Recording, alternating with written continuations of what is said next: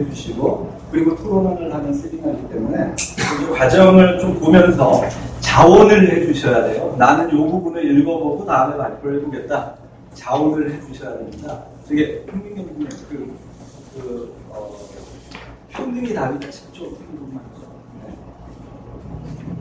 네. 먼저 보면 오늘 제가 강의를 하고 있지만 한 1시간 정도 한번 대략적으로 좀 설명을 드려보겠고요. 제가 소개하는 중에 나 저거 해야지 이렇게 미리 좀 생각을 해주시기 바라겠습니다.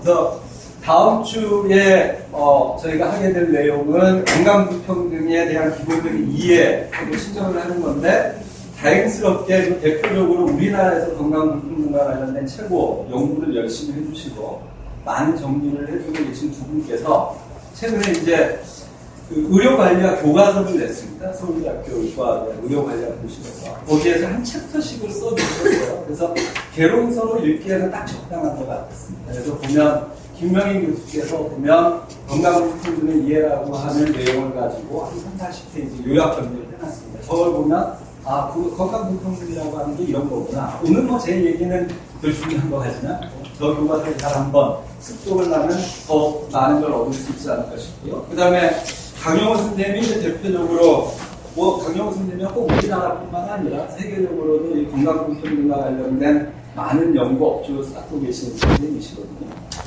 그래서 이 선생님이 정확하게 건강불평등을 측정하는 게 뭐다?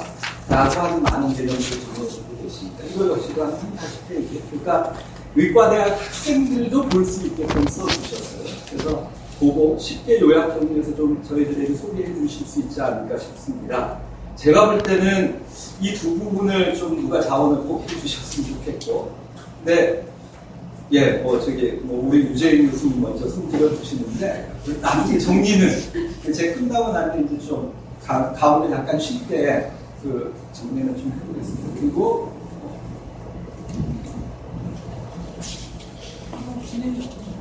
없어요? 직접 해야 돼. 그건 뭐예요, 여러분? 그 다음에 3, 4회차 우리 과정은 주배가는 건강불평등 해결 전략이라는 이름으로 하게 되는데 그 중에 첫 번째가 이제 제프리 로치가 지었던 예방의학의 전략. 저 책이 이제 되어진 굉장히 명저서인 것 같습니다. 저분이 해주신 내용이 되게 92년도에 쓰여진 책이거든요. 그리고 저분이 93년도에 세상을 떠나셨습니다.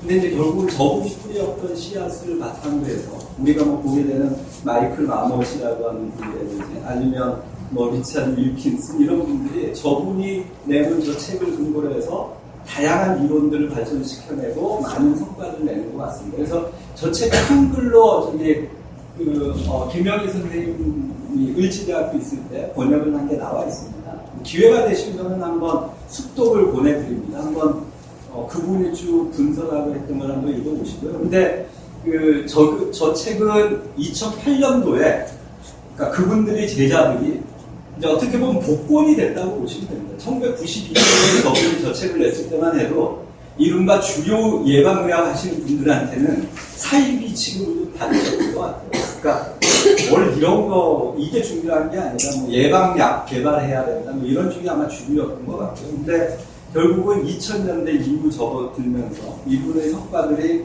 세계보건기구라든지 유럽연합 이런 데서 굉장히 광범위하게 받아들여지면서 저분의 제자 그룹들이 이제 곳곳에서 각 포진에서 많은 역할들을 하고 있습니다. 그래서 그분들이 저걸 아무튼 재발간을 했어요. 재발간을 하면서 저기 있는 해당되는 챕터 있잖아요. 그러니까 마이클 마무시라고 하는 저분이 해설서를 냈습니다. 20-30페이지를 낸 게 있거든요. 그래서 이제 책 전체를 읽으면 제일 좋지만 그거는 개인적으로 읽어보시고 저희들은 그 해설서에 해당되는 부분 그 부분을 좀 발제를 해주시면 될 것 같습니다. 그게 이제 세 번째고요. 그 다음에 네 번째 해당되는 거는 2003년도에 세계보건기구 중에 유럽연합 쪽 있는 지구 쪽에서 낸 책입니다. 지금 여러분들이 갖고 계신 이 책에 있죠. 그러니까 먼저 1번, 2번도 여기에 보면 책에 여기에 있습니다. 그리고 3번까지도 여기에 들어있고요. 그 다음에 4번에 보면 이거는 거의 팜플렛 형태로 되어 있습니다. 가운데 줄 보면 이렇게 솔리드 팩트라고 되어 있거든요. 여기 보시면 구체적으로 뭘 해야 된다라고 하는 걸 잘 10가지 정도로 이렇게 요약 정리가 적혀 있습니다. 그래서 이거는 뭐 일반인들도 읽을 수 있을 정도로 굉장히 쉽게 적혀져 있기 때문에, 근데 이제 유일하게 불리한 점은 이제 영어로 되어 있다는 좀 불리한 점이 있죠. 근데 기본적인 이제 뭐 한 고등학교 영어 정도만 이수하신 분이면 읽을 수 있을 정도의 쉬운 정도의 영어로 되어 있습니다. 뭐 과감히 한번 누군가가 좀 자문을 해주셨으면 좋겠고요. 그 다음에 이제 5번째에 해당되는 게 이제 이 책인데요. 평등이 답이다라는 책인데, 이것도 역시 이제 영어로 된 책을 다행히 이제 국문으로 이렇게 번역을 해주셨습니다. 그래서 이 부분은 한 분이 다 하기에는 좀 분량이 많은 것 같아요. 그래서 이 부분을 보면은 1부, 2부, 3부로 되어 있는데, 그러니까 1부 한 분, 2부 한 분, 3부 한 분, 이렇게 해서 세 분이 쪼개가지고 각각이 주요하게 본인이 읽고 본인이 느꼈던 핵심적인 것만 얘기를 해주시면 될 것 같습니다. 그리고 기본적인 전제는 여기 계신 분들이 다 읽고 와주셔야 된다는 전제가 있습니다. 세미나를. 여기 와서 발제해 주신 분 얘기 듣고 그때부터 뭐 배워야지. 이래가지고는 세미나가 생산적인 것 같지는 않고요. 미리들 다들 한 번씩 읽어주셔야 될 것 같습니다. 그리고 그 다음 내용에 해당되는 게 이제 구체적으로 구강건강하고 불평등과 관련된 부분인데요. 그 부분 중에 대표적으로 세계보건기구가 이제 건강불평등과 관련된 저런 책을 냈습니다. 그 책 중에 그 9챕터 중에 9번째 챕터가 지금 세계보건기구에서 그 구강보건 영역을 담당하고 있는 흐트슨, 뭐 저분하고 해서 쓴 한 챕터가 있습니다. 거기에서 구강건강불평등과 관련해서 이렇게 저렇게 전략을 가지고 해보자라고 하는 챕터가 있고, 그거는 뭐 예전에 저희가 번역할 기회가 있어서 번역된 걸 여기다가 실어놨습니다. 그래서 이제 그걸 참고해서 또 발제를 해주시면 될 것 같고요. 그 다음에 이제 7번째 해당이 되는 거는 글쎄 뭘 한번 해볼까 하다가 뭐 이런저런 찾다 보니까, 그러니까 세계 각국이 하고 있고요. 뭐 세계보건기구도 하고 있는데 보니까 호주에서 보니까 저런 문서를 냈더라고요. 그러니까 2007년이죠. 그러니까 2007년에 보면 구강건강에 대한 사회적 결정 요인이다라고 하는 주제를 가지고 결국은 호주에서 어떻게 뭐가 이제 구강건강과 관련된 불평등의 문제냐 이런 것들을 요약 정리해놓고 앞으로 이런 거 해보자라고 하는 국가 차원에서의 내용을 적어놓은 문서를 좀 찾아볼 수 있었습니다. 그래서 그거를 여기에다가 요번에 이제 뭐 어떻게 보면 좀 힘들어서 여기 누군가가 정리해서 얘기해줘야 될 내용 중에 하나가 있는 것 같은데, 이것도 이제 불행하게도 영어로 있죠. 그래서 이거는 2분 정도가 나눠서 제가 좀 발제를 해서 발표를 해주시면 좋을 것 같습니다. 그리고 마지막으로는 이제 올 초에 저희 대학원에서 박사학위를 받았던 신봉기 박사가 주된 논문 주제가 이거였습니다. 우리나라에 이제 있는 사회경 국고형 자료 뭐 이런 걸 이용해서 실질적으로 우리나라의 구강건강불평등은 어떻게 되고 있느냐, 그리고 측정하는 방법은 어떠냐. 그러니까 이른바 강명호 선생님이나 세계적으로 분석했던 그런 다양한 분석 방법을 이용해서 분석한 결과들을 내놓은 게 있습니다. 그래서 그 부분을 뒤에 붙여봤습니다. 그래서 모르겠습니다. 제일 마지막 저거는 가급적 한번 신문이 박사의 시간이 된다면 한번 요청을 드려서 좀 발표를 부탁드리고요. 정 그게 안 된다면 뭐 제가 요약을 해서 하겠습니다. 그래서 지금 보면 총 10분의 발제자가 필요한 것 같습니다. 그래서 지금 여기 쭉 모이신 분이 신청하신 분이 한 18분이라고 그러나요? 19분. 예, 그 19분 중에 우리 간사님을 빼드리고. 제외하고요. 뭐 아무튼 발제는 빼드리고. 그 다음에 이제 우리 구강보건 정책 연구의 회원이신 분은 의무적으로 하나씩은 다 해주셔야 될 것 같습니다. 그러니까 기본적으로 좀 해주시고. 회장님 지금 몇 명이죠? 요번 세미나 듣는 둘, 셋, 넷. 지금 현재 와 있는 사람은 4명, 5명 있네요. 네. 저희 교수님 빼고. 네? 교수님 빼고. 예. 회원이 아니면서 참여하신 분 중에 한 5분 정도는 좀 자원을 해주셔서 저희 세미나가 좀 잘 운영될 수 있도록 도와주셨으면 좋겠습니다. 자, 일단은 뭐 기본적인 배우는 설명을 드렸고요. 그리고 요번 학기에도 제가 좀 운영을 맡게 된 정태환입니다. 좀 잘 좀 부탁드리겠고, 세미나가 잘 즐겁게 잘 마무리될 수 있도록 도와주시기 바라겠습니다. 제가 오늘 주로 준비한 내용 사실 이제 이후에 다음 주부터 쭉 구체적으로 공부하게 될 것 같고요. 그 전에 좀 그냥 에피타이저 이런 부분들이 중요하다라고 하는 부분들을 좀 설명을 드려보겠습니다. 먼저 요번 세미나 과정을 준비하면서 이런 문건이 요번에 2013년에 나온 문건이 있습니다. 그러니까 구강보건 전문가가 도대체 왜 건강불평 등에 대해서 생각을 해야 되는 거냐.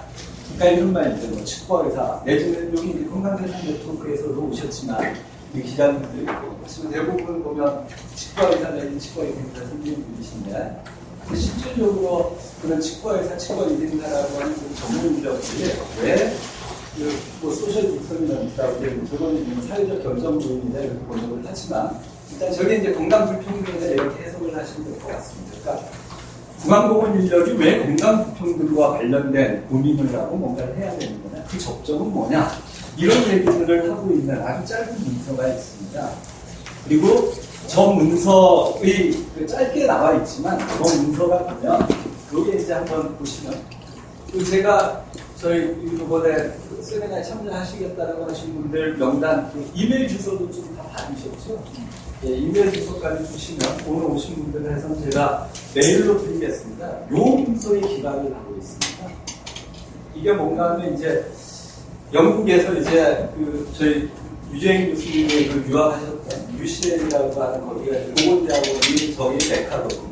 그 메카에 해당되는 데에 의뢰를 해가지고 세계보건기구 유럽연합이라는 데가 의뢰를 해서 거기에서 이제 저런 프로젝트를 했던 겁니다. 프로젝트에서 전체 보건 인력이 왜 건강불평등과 관련된 거에 대한 고민을 하고 그러면 어떤 실천을 해야 될 거냐 이런 결과를 내서 좀 이렇게 꽤 두꺼운 보고서를 냈습니다. 그리고 그 보고서의 일부가 이제 구강보건과 관련된 챕터가 있는 거죠. 그 챕터의 일부를 요약을 해서 낸 게 있습니다. 그래서 이거는 딱 한 페이지짜리거든요. 여러분들이 이렇게 기회가 되면 한번 읽어보시고, 제가 여기에 해당되는 요거는 제가 PDF 파일로 다운을 받아놓은 게 있으니까, 이거는 저희 이번에 참여하신 분들한테 보내드리겠습니다. 그래서 이거는 보면 전체 보건 인력이 왜 건강불평등과 관련된 걸 해야 되느냐, 그리고 그 중에서도 구강보건 인력이 도대체 왜 건강불평등과 관련된 고민을 해야 되느냐, 고민을 해서 뭘 해야 되느냐, 하려면 뭘 할 거냐, 이런 부분에 대해서 정리를 한 겁니다. 그리고 정리하는 데 과정에서 이게 이제 그 보고서입니다. 이런 보고서가 있는 거고요. 이런 보고서에 보면 이런 챕터들이 쭉 있는 거죠. 보시면 이 챕터에서 어떻게 가르쳐야 될 거냐, 그러니까 인력을 대학에서부터 어떻게 가르치고 트레이닝을 해야 될 거냐부터 해서 쭉 내용들이 분류가 쭉 돼 있습니다. 그리고 그런 내용들 중에 일부가 여기에 보면 여기서 아마 저기에 대한 좋은 번역을 해주시든지 요약 정도를 해주시지 않으시고요. 그래서 거기에 이제 들어있는 챕터가 이겁니다. 그러니까 우리 구강보건과 관련된 챕터가 이렇게 있고요. 여기에서 이제 관심 있게 볼 부분은 오히려 이건 것 같습니다. 그러니까 이 영역이 단순하게 학자들 그룹만을 해가지고 만들어낸 보고서가 아니다 이런 겁니다. 여기에 보면 있는 많은 단체들 있잖아요. 이게 이제 단체들 이름이거든요. 제가 이제 누굴 다 아파서 한성면 선생님 그렇게 해요.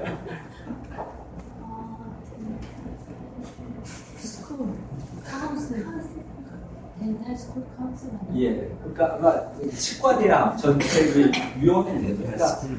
그러니까 우리 같으면 아마 치과대학 학장협의회 같은 데가 아니면 치의학 교육 그런 데 이런 데가 거기에 다 들어와 있는 겁니다. 각 단위들이 아무튼 치과 인력 거기에 보면 아마 치과에서 선택하고 있고요. 다양한 능력이 있는 치과 관련된 쪽이 전부 다가 그 커뮤니티 안에 들어와가지고 그 안에서 그러니까 이 논의들이 이루어졌고 최종 결과물들이 이렇게 정리됐다는 거죠. 그러니까 이 얘기는 뭔가 하면 이제 나중에 어떻게 될지 잘 모르겠지만 그러니까 이분들이 바랬던 거는 그런 것 같아요. 결국 여기서 원하는 거는 애들 가르칠 때부터 이게 반영이 돼야 된다는 것 같고요. 학생들 학교에서 가르칠 때도 이런 부분들이 가르쳐줘야 되고, 그 다음에 나온 뒤에 있는 지금 치과의사들, 치과의생사들 이런 사람들이 이런 영역에서 이런 부분들을 다시 습득을 해야 된다라고 하는 내용들이 다 정리가 되어 있습니다. 그 얘기는 여기 참여한 저 그룹들이 이 부분에 대한 책임을 지고 이후에 했으면 하는 바람이 있고요. 근데 그게 어떻게 될지는 뭐 제가 이후에 한번 봐야겠죠. 그래도 최소한 이런 보고서를 만드는 과정 중에 이런 노력 속에서 나온 보고서다. 뭐 이렇게 이제 이해를 하시면 될 것 같습니다. 뭐 참고로 이분은 이제 유재인 교수님 지도 교수입니다.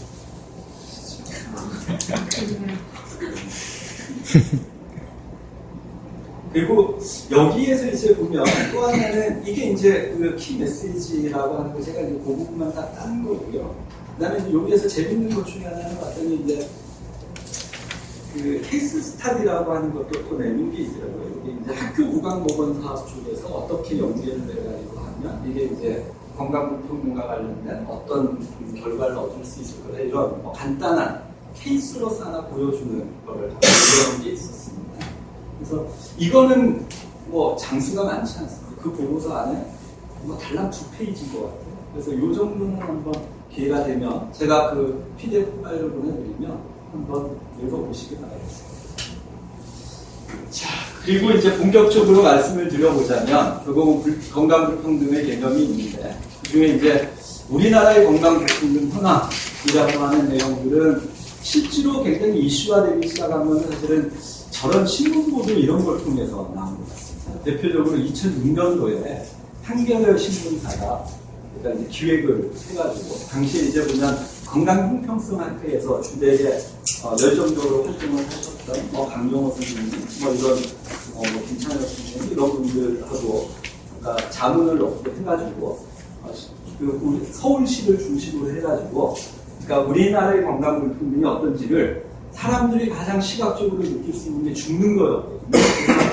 각 구별로 사망률을 그 분석을 해가지고 그러니까 몇 세쯤 죽느냐라고 하는 걸 낸 게 있습니다. 그리고 최근에는 이게 이제 국가 차원에서 보면 전국에 있는 시도별로 내는 자료들까지 나오고 있습니다. 근데 이제 이게 굉장히 당시로서는 굉장히 센세이셔널한 것 같습니다. 그러니까 보면 대표적으로 여기 이제 하늘색으로 있는 이쪽에 강남 3구잖아요. 그러니까 여기 하늘색이 굉장히 좋은 거거든요. 그리고 빨간색일수록 안 좋은 거고. 뭐 이게 이제 우리가 통상 알고 있는, 그러니까 뭐 그냥 단순하게 잘 사는 곳이 건강이 좋고 못 사는 곳은 뭐 건강이 안 좋을 거다. 이걸 넘어서가지고 빨리 죽더라. 뭐 이런 걸 보여주니까 굉장히 많은 사람이 자각을 하게 됐던 것 같고요. 그리고 이거를 기획했던 기자가 이창공 기자라고 하는 한겨레 신문사의 기자가 아예 이건 단행본을 냈습니다.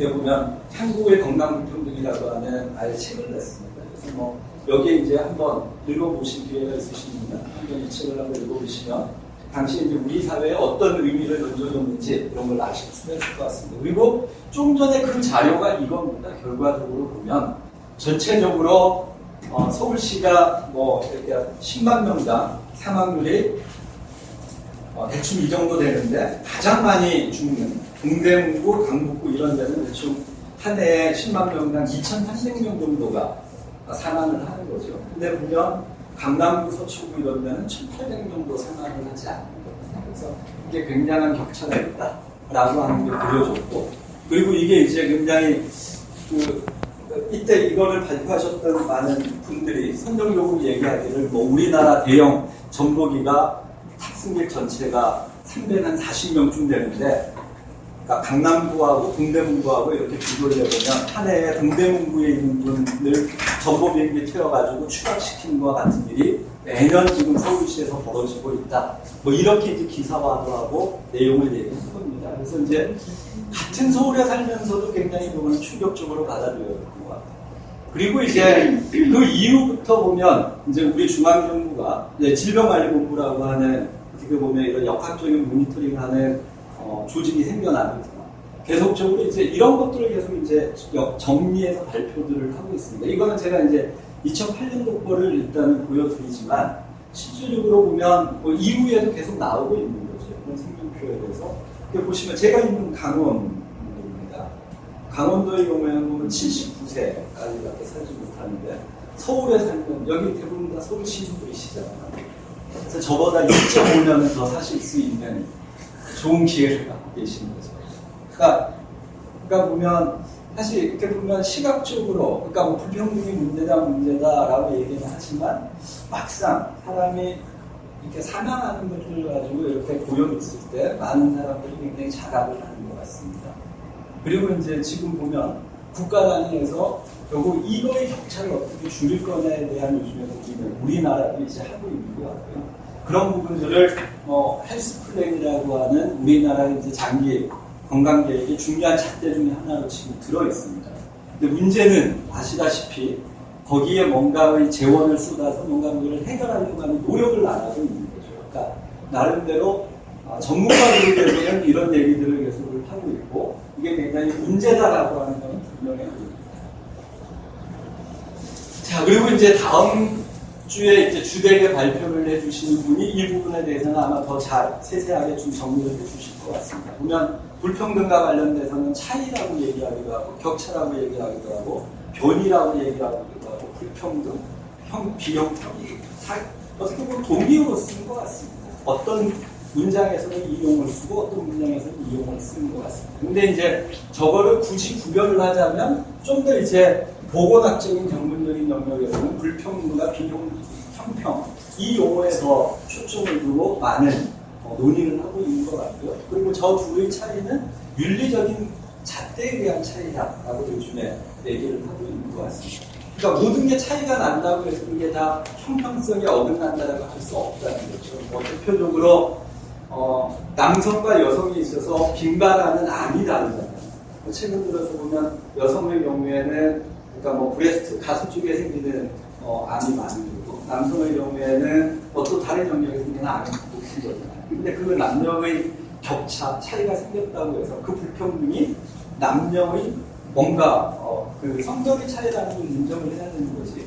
그 불평등이 문제가 된다라고 얘기하고 그 격차를 줄이려고 하는 행위는 큰 의미가 없다 이렇게 보는 거죠. 그래서 이제 그 윤리적인 의미까지 투사를 해서 얘기할 때는 형평성이라고 하는 용어를 쓰고 있습니다. 그리고 대개는 이제 세계보건기구나 이런 데는 요즘에는 대부분 형평성이라는 용어를 많이 쓰고 있는 것 같고요. 영어로는 저기는 이코티라고 하는 용어를 많이 쓰는 것 같습니다. 근데 이제 우리나라에서는 사실은 이 부분에 있어서 보면 형평성이라는 말에 대해서보다는 오히려 일반적인 사람들은 불평등이라고 하는 용어들이 바로 듣자마자 그거는 뭔가 윤리적으로 차이가 있는 것을 의미하는 것도 받아들이는 것 같습니다. 그래서 우리나라에서는 이 두 가지 용어를 학계에서도 꽤 혼용을 해서 현재는 사용을 하고 있다 이렇게 이해하시면 될 것 같습니다.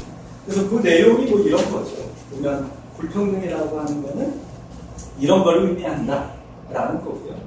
근데 보면 형평성, 비형평이라고 하는 건 이런 윤리적 판단에 의해 가지고 그러니까 잣대에 따라서 하는 거다라는 거. 그래서 그러니까 엄격하게 이걸 따지시는 학자분들은 불평등이라고 하는 용어하고 형평성이라고 하는 용어는 분명히 분리해서 사용을 하시고 있습니다. 그러니까 뭐 글을 읽든지 이럴 때 이제 그분이 어떤 의도로 불평등이라고 얘기를 하느냐, 형평성이라고 얘기하느냐, 그 관점에 대해서 차이를 가지고 우리들이 이번에 세미나 할 때 읽어보시면 될 것 같고요. 그럼 영어로 된 문서도 마찬가지다. 이렇게 보시면 될 것 같습니다. 근데 이제 저는 개인적으로 그 둘의 차이가 그렇게 있지는 않은 것 같습니다. 문서를 읽을 때도 보면. 자, 일단은 기본적인 어떤 불평등에 대한 개요는 다음번 시간에 좀 구체적으로 해줄 거라고 믿고 간단하게 이렇게 설명을 드리겠고요. 그 다음에 두 번째 이제 건강불평등 연구의 중요성에 대해서는 다른 것보다도 이거에 굉장히 요즘에는 초점을 갖고 있는 것 같습니다.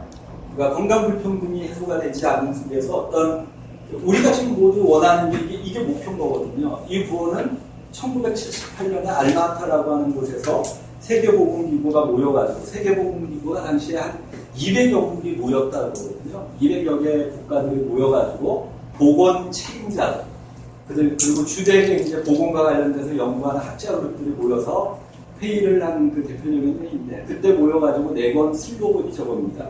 그러니까 미래에 있는 모든 국가 그리고 우리 전 지구적으로 모든 이 건강을 위해서 우리가 뭔가 앞으로 진전을 해보자 그런 주창을 한 거고요. 그 저 주창을 한 지 지금 보면 저게 78년에 주창을 하셨으니까 지금 뭐 30년이 좀 넘은 거죠. 30년 이상 이 부호는 바뀌지 않은 것 같습니다. 그리고 이 부호에 근거해가지고 봤을 때 과거에는 이제 불평등의 해소가 주요한 전략이 아니었던 것 같습니다. 처음에 저거 얘기를 할 때만 해도. 근데 이제 이후에 계속 하다 보니까 결국은 모든 이의 건강을 향상시키기 위해서는 불평등 해소가 없이는 안 되겠다. 이런 얘기를 하게 된 거고요. 그런 학문적 근거들을 내놓으신 많은 분들이 대개는 보면 그 많은 건강불평등과 관련돼서 연구해 주신 학자분들의 역학적인 연구들의 덕분에 상당 부분 기인을 한 것 같습니다. 그 중에 대표적으로 인용되고 있는 자료 중에 하나가 이거거든요. 보면 유럽 국가에서 보면 사망률이 사회경제적으로 유럽 국가들이 예전에 비해서 지금 점점 잘 살게 됐고 보건의료 서비스라든지 여타의 사회 제도나 뭐 이런 게 다 더 잘 갖춰진다라고 다들 믿고 있는 거거든요. 그리고 실질적으로 평균 수명이나 이런 거는 어느 정도 조금씩 좋아지고 있는 건 분명한 사실이거든요. 근데 보면 여기 보면 유럽 각국에 있어서의 사망률을 81년하고 85년 사이, 91년에서 95년 사이를 딱 비교해서 직업군별로 남성에 대해서 이렇게 비교를 하는 겁니다. 그러니까 당시하고 지금하고 격차가 뭐 여기만 봐도 핀란드만 해도 80년대에는 1.6배 정도의 차이가 났다면 지금 보면 90년대에 들어서서는 거의 2.8배 이상의 차이가 지금 생긴 거거든요. 1.9 넘게 생긴 거죠. 그러니까 핀란드가 우리가 알기로는 굉장히 복지 국가고 뭔가 잘 되고 있는 국가다.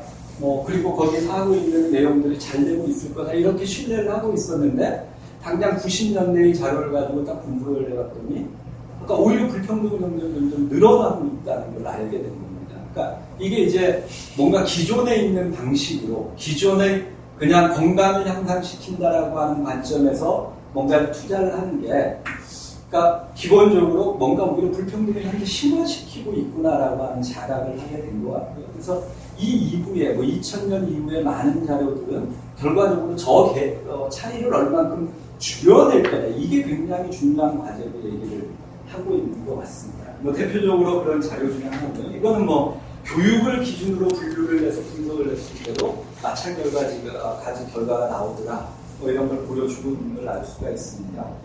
그리고 또 하나 이제 굉장히 중요하게 인용이 되고 있는 게 이런 거죠. 그러니까 이 표는 뭐 굉장히 많은 기본적인 교과서에는 웬만한 건 다 나오는 것 같습니다. 영국에서 보면 영국 성인들이 사망률이 1930년부터 90년까지 어떻게 변했느냐? 저기 있는 1, 2, 3, 4, 5가 1이 이제 가장 전문직에 해당이 되는 거거든요. 5가 육체 노동직에 해당이 되는 겁니다. 그래서 전문직의 경우에는 1931년에 비해서 1990년대에 이르면 당시에 비해서 사망률이 거의 절반 이하가 아니라 뭐 4분의 1까지도 툭 떨어지는 거죠. 그러니까 굉장히 많이 하락이 됐으니까. 그러니까 결국 평균 수명은 굉장히 전문직은 어마어마하게 올라간다 이렇게 보시면 됩니다. 그런데 보면 여기 있는 가장 낮은 육체 노동자의 경우에는 당시를 대부로 봤을 때 지금 1990년대에 이르러도 별 차이가 없죠. 그래서 그러니까 이 격차가 예전의 경우에는 1.2배로 차이가 나지 않았는데 1990년대에 와서 이렇게 이 격차를 봤더니 2.8배쯤까지 차이가 나더라고요. 그러니까 결국은 이 차이라고 하는 게 기존의 어떤 방식으로 접근을 해서 뭔가 문제를 해결해가지고는 이 문제는 도저히 해결이 안 된다라는 결론에 이르는 대표적인 근거다라고 보시면 됩니다. 그래서 그러니까 보여드렸던 앞서의 그런 연구, 이런 연구들을 근거로 해서 이제 주창을 하신 분들이 있는 거죠. 그러니까 결과적으로 봤더니 이거는 의도적으로라도 어떻든지 간에 이 격차를 줄이려고 하는 방법론을 개발을 해야 될 것 같고 이 격차가 벌어진 이유를 먼저 밝혀내야 될 것 같고 그 부분에 대한 개입이 굉장히 중요하다라는 얘기를 하게 됐습니다. 그리고 또 하나는 보면 지금 여기는 돼 있지 않지만 사실은 사망률이 평균적으로는 뭐 이렇게 돼 있지만 지금은 이렇게 돼 있다라고 얘기합니다. 그러니까 어느 순간까지는 줄어들다가 지금은 거의 완만한 정체에 이르러 있다라고 하는 분석 결과가 많거든요. 그러니까 한동안은 여기 있는 이분들의 덕분에 이분들의 건강이 증진된 덕분에 그러니까 평균 수명이 쫙 올라갔다가 이제 그 어느 순간부터는 더 이상 평균 수명이 어떤 한 사회에서 더 이상 증가를 잘 안 하고 있더라는 겁니다. 그러니까 그 이유가 뭔가 봤더니 이쪽 아래쪽에 있는 분들의 수명은 전혀 증가가 되고 있지 않더라는 거죠. 결국은 이 격차를 줄여야 이게 평균도 올라갈 수 있겠다라고 하는 개념이 성립이 된 대표적인 연구이기도 합니다. 자, 그리고 또 하나는 결과적으로 보면 건강 불평등 연구라고 하는 게 왜 중요하냐 이렇게 보면 정말로 건강 불평등이 해소가 돼야 전체적인 모든 집단 건강이 올라갈 수 있는 문제인지를 그러니까 연구를 통해서 보여줄 수가 있는 거죠. 그래서 그런 부분들에 대한 연구들을 해서 정말 그 주장이 맞는지를 밝혀줘야 되는 게 한 가지가 있고요. 그 다음에 또 하나는 뭔가 하면 나는 이 그림은 어디서 따온 건지 모르겠는데 아무튼 여기에 보시면 이게 이제 영국에서의 자료거든요. 영국이라고 하면 대표적인 보건선진국에 해당이 되잖아요. 근데 보건선진국에 해당되는 여기에서조차도 보면 남자고 여자고 계단이 진다라고 하는 걸 요즘에는 중요하게 보고 있습니다. 그러니까 예전의 경우에는 되게 불평등이다라고 하면 양극화라는 얘기로 많이 표현을 했잖아요. 그러니까 못 사는 사람, 뭐 경제적으로도 보고 못 사는 한 누군가가 굉장히 못 사는 그리고 그 못 살게 된 거는 늘 해결해 주는 거는 물질적인 부를 그쪽에다가 주면 이건 해결될 것 같은 그런 생각을 많이 했었습니다. 근데 이제 그러니까 많은 전 세계적인 여러 연구들, 특히 이제 아마 선진국 쪽의 많은 연구들을 쭉 봤는데 물론 이런 결과가 안 나온 결과들도 있지만 상당수 많은 결과들은 반복적으로 선진국의 경우에도 계층별로 저렇게 턱이 지더라는 겁니다. 계단. 그러니까 예를 들면 그런 거죠. 미국의 거지가 뭐 어느 나라의 가장 잘 사는 사람보다도 더 평균 소득이 높다 뭐 이런 것도 있잖아요. 이렇게 보면 우리나라가 지금 평균 소득이 2만 불이라고 얘기를 하는데 미국이 4만 불 정도거든요. 그러니까 미국에서 굉장히 못 사는 계층이 아마 우리나라 평균 소득 정도 되겠죠. 미국의 2만 불인 사람하고 우리나라의 2만 불인 사람이 그러면 어떤 위치에 있을까? 그럼 미국에 있는 2만 불인 사람은 우리나라 2만 불인 사람만큼 살 거다라고 이제까지는 생각을 해왔거든요. 그리고 어느 정도의 부가 있고 나면 어느 정도 건강은 굉장히 같이 건강해져 있을 거다라는 생각을 해준 겁니다. 그런데 반복적으로 건강불평등 연구가 계속되고 난 뒤에 나오는 자료들마다 다 이런 기울기를 보이더라는 겁니다. 그러면 그 얘기는 뭔가 하면 뭔가 건강불평등과 관련된 우리들의 기존의 생각, 그러니까 건강한 사람이 있고 불평등한 사람이 있는 이분법적으로 있을 것 같다는 기존의 생각을 바꿔야 되겠다라고 하는 이제 뭐 인상을 여기서 이제 받게 됐던 거고요. 그러는 과정 중에 이제 많은 연구자들이 그러면 우리가 건강불평등과 관련된 메커니즘을 정확하게 우리가 이해하고 있는구나. 이 메커니즘을 밝히는 게 굉장히 중요할 수 있겠다라고 하는 또 관점을 갖게 됩니다. 그리고 그 관점 속에서 다양한 개입 방법들이 요즘에 이제 개발이 되고 있는 거예요. 그래서 실질적으로 보면 여기 있는 사회 계층화라고 하는 문제 때문에 결과적으로 보면 사회 양극화다라고 보면 뚝 떨어져서 나쁜 사람을 해결해주면 되는 문제인데 계층이 돼서 계단이 지고 있다는 이 문제는 한 계층의 개입을 해서 바꿔줄 수 있는 문제가 아니라는 걸 보여주는 겁니다.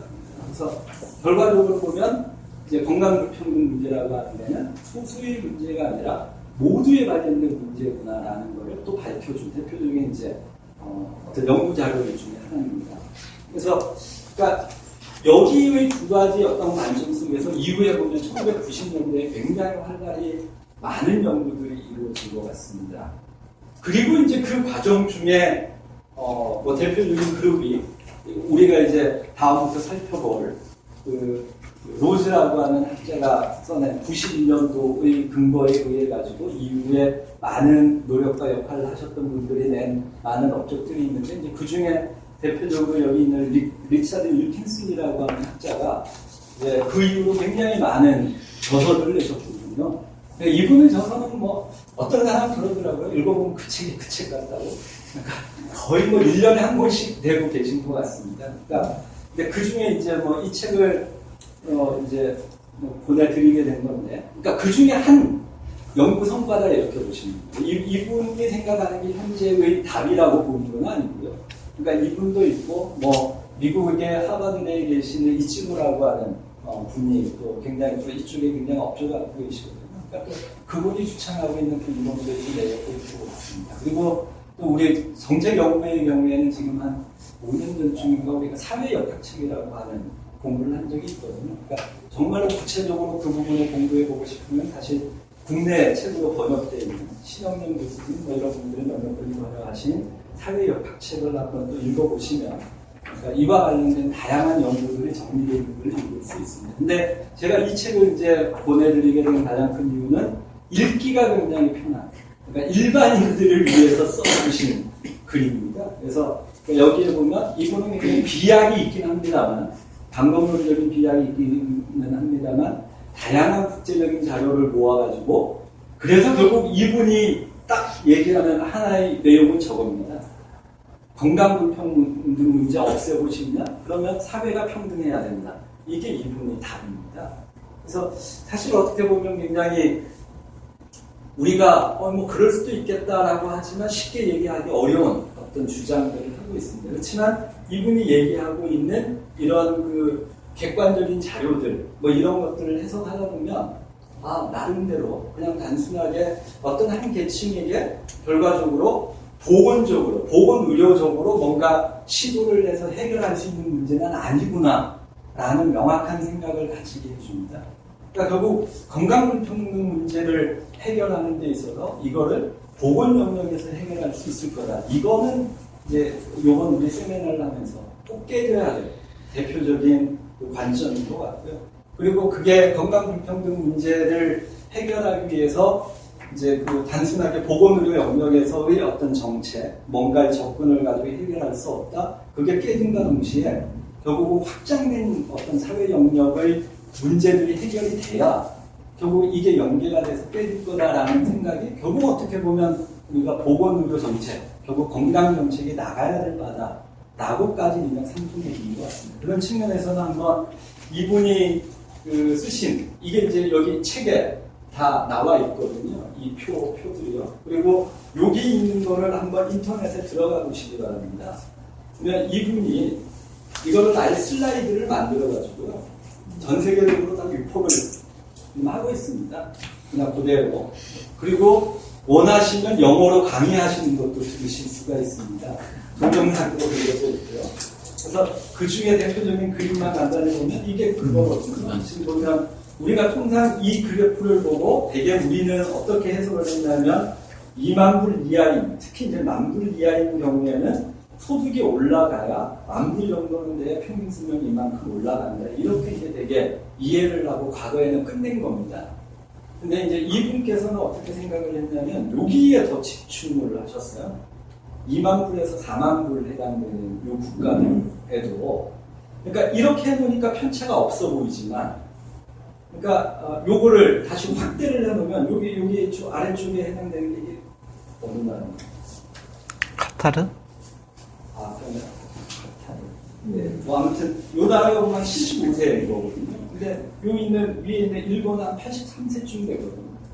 그러니까 8년의 갭이 있는 거예요. 그러니까 똑같이 2만 불 이상을 벌고 있지만 75세가 평균인 것과 83세가 평균인 거는 굉장한 차이가 있는 거 아니냐 이거죠. 사실 평균 수명 1년 올라가는 게 굉장히 어려웁니다. 근데 그러니까 저렇게 많은 소득을 버는데도 저렇게 차이가 있는데 저 차이에 대해서 왜 해결하려고 하고 관심을 가지고 접근을 하지 않냐 이런 문제 제기를 하는 거고요. 물론 이 아래쪽에 있어서는 최소한의 물질적인 그게 필요하다는 것을 이렇게 뭐 반대하는 건 아니죠. 그러니까 그게 이제 뭐 기본 전제고 어느 정도 경제적인 부를 이룬 이른바 선진국이라고 하는 곳에서 더 국민들이 건강하게 되도록 만들어주려고 노력을 한다면 이 부분에 대해서 집중을 해서 해석을 하고 원인을 밝혀내고 접근을 하는 게 필요하겠다. 이런 제안을 하고 있는 거고요. 그 제안을 하면서 보여주고 있는 것 중에 하나가 이거죠. 아까 제가 보여드렸던 2만 불에서 4만 불에 해당되는 나라들을 이렇게 해놓은 겁니다. 76세에서 82세로 이렇게 그래프를 따로 해서 딱 보여주고 나니까 이게 국가 간에 쫙 이렇게 떨어지는 게 보이는 거잖아요. 그리고 이 표를 보고 나니까 여기 있는 미국이라고 하는 나라가 거의 가장 많이 돈을 버는 나라인데 오히려 선진국 그룹들 중에서는 가장 낮은 평균 수명을 보이고 있는 거거든요. 그래서 결국 이걸 원인이 뭔지를 밝혀내고 접근을 하는 게 결국은 이른바 선진국이라고 하는 나라의 건강 정책의 핵심이 되는 게 맞다 이런 거거든요. 그러니까 그 부분의 답이 이제 결국은 보면 평등하도록 가야 된다 뭐 이런 주장을 하고 있습니다. 그리고 또 하나는 보면 이게 이제 영국의 자료거든요. 가장 부자인 곳과 가장 가난한 곳. 이게 이제 아까 보여드렸던 우리 서울시에 있어서의 자료를 가지고 이렇게 보여드린 것과 같은 거죠. 그러니까 되게 우리나라가 평균 2만 불이다. 그러면 대충 뭐 우리 국민들 평균 수명이 지금 한 79세인가 그렇더라고요. 79세가 우리 평균 79세 살겠거니 하지만 아까 보여드렸듯이 뭐 강원도 사는 것하고 서울 사는 게 완전히 다른 거예요. 그리고 서울 내에서도 강남에 사는 것과 강북에 사는 게 다르다. 이건 분명히 엄연한 현실이라는 거죠. 그래서 그 부분을 해결하려고 하는 노력을 해야 된다라는 얘기를 계속하고 있고요. 그리고 이분의 경우에는 어디에 접근을 했느냐 보면 그러니까 각 나라 아까 보여드렸던 그 76세에서 83세 사이에 있는 나라들을 쭉 해가지고 소득의 격차를 보여주는 거예요. 그러니까 상위 20%와 하위 20% 간의 격차가 얼마만큼 벌어지는 거냐라고 하는 걸 보여주고 그래서 봤더니 이게 굉장히 일치율이 높더라 이겁니다. 그러니까 지금 보면 여기 있는 미국 보이시잖아요. 그러니까 미국이 굉장히 격차가 심한 거거든요. 그러니까 소득과 관련된 격차가. 그러니까 결국은 많은 부분들을 해석하는 데 있어서 이분은 다른 거 다 떼고 이렇게 쭉 그냥 추적해서 쉽게 내가 많은 자료를 이렇게 쭉 검토를 해봤더니 결과적으로 봤더니 이게 사회가 평등하지 않기 때문에 이런 계층별 격차도 생기고 그리고 이제 얘기하는 많은 부분들이 뭐 그러니까 5만 불 버는 사람에 비해서 4만 불 버는 사람은 또 상대적인 심리적인 또 스트레스 이런 걸 받게 된다는 거죠. 그게 또 건강에 영향을 미칠 거다 그렇게 주장을 하게 되는 거고요. 그래서 결국은 그 사회가 전체적으로 평등도가 높아져야 모든 계층의 이 건강이 증진이 될 수 있다. 그리고 그 평등도가 높은 나라들이 봤더니 평균 수명이 높더라. 이렇게 이제 주장을 하고 있습니다. 그게 이제 이런 자료를 또 보여주죠. 대표적으로 보면 다양한 자료들하고 이렇게 놓고 봤더니 가장 나쁜 쪽에 이제 미국이 압도적으로 있는 것을 보여주는 거고요. 소득 이게 불평등도잖아요. 소득 불평등도가 높을수록 나쁜 쪽의 모든 문제들이 집중되는 게 미국이더라. 이런 거고요. 이게 이제 90년대 자료를 이용을 해서 분석한 거거든요. 그러니까 이때만 해도 일본이 그래도 전 세계에서 굉장히 잘 나갈 때 그렇죠. 일본이 지금 한 거의 20년 가까이 지금 불황이라고 그러는데, 그러니까 그러면서 많은 사회적인 거나 이런 것들을 끝을 한 거고요.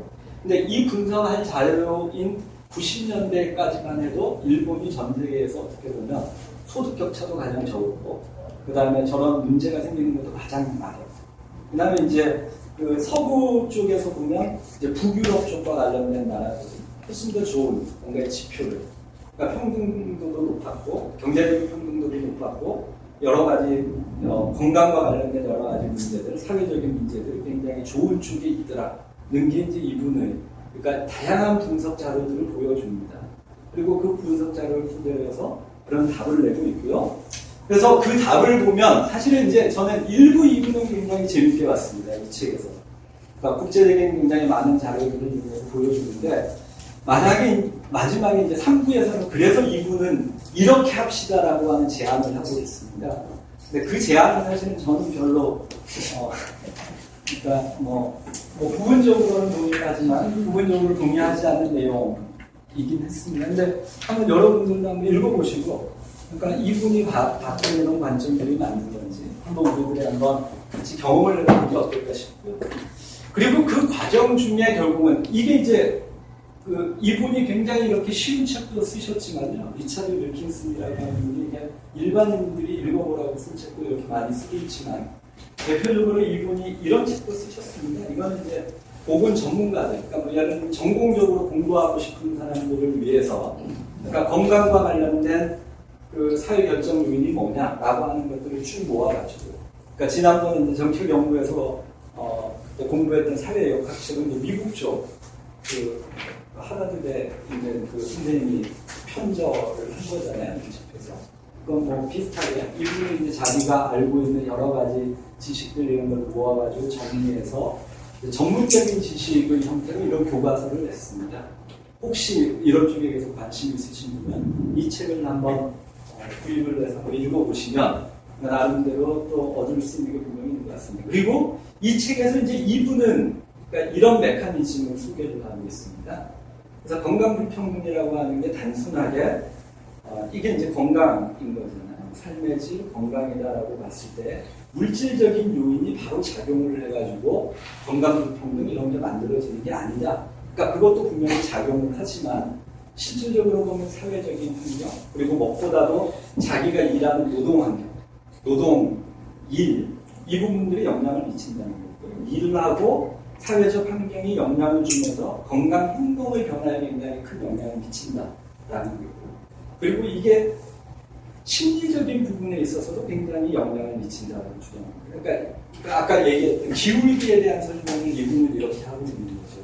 그러니까 미국에서 4만 불을 사는 사람은 평균적인 소득밖에 아니지만 한국에서 4만 불을 버는 사람들은 굉장히 내가 잘 사는 일이구나. 그리고 내가 남보다도 건강하구나. 이런 생각을 갖고 산다는 거죠. 그러니까 상대적인, 남보다 조금이라도 적게 버는, 남보다 조금이라도 나쁘다라고 하는 어떤 스트레스, 이런 게 심리적으로 영향을 미쳐가지고, 그게 이제 이런 뭐 브레인이나 뭐 이런 여러 가지 면역 시스템에 영향을 미쳐서, 결과적으로 우리에게 어떤 병적인 변화를 일으키게 돼서, 그게 결국은 건강에 영향을 미치고, 그래서 결국은 격차가 생기게 됩니다. 그래서 그 격차가 그냥 단순하게 이분법적으로 생기는 게 아니라, 이게 계단형으로 이렇게 나타나는, 그러니까 전체적으로 이게 저런 영향이 나타나지 않으려면 사실 일도 어떻게 보면 평등해야 되는 거고, 그러니까 환경도 평등해야 되는 거고, 그래서 이제 심리적인 어떤 뭔가 차별이나 이런 게 느껴지지 않고, 그래야지 이제 건강도 같이 평등해진다. 이런 이제 이론을 내세우신 거죠. 그리고 그 과정 중에 이제 어릴 때의 상황은 어땠느냐, 유전적인 요인은 어땠느냐, 문화적인 요인은 어땠느냐, 이런 것들이 또 전체적으로 조망하면서 영향을 미친다라고 하는 발생 기제에 대해서, 메커니즘에 대해서 이제 제시를 하고 있습니다. 그래서 보면 이제 여러 가지 중에 보면 이런 부분에 있어서도 이제 많은 연구들이 지금 이루어지고 있다라는 거고요.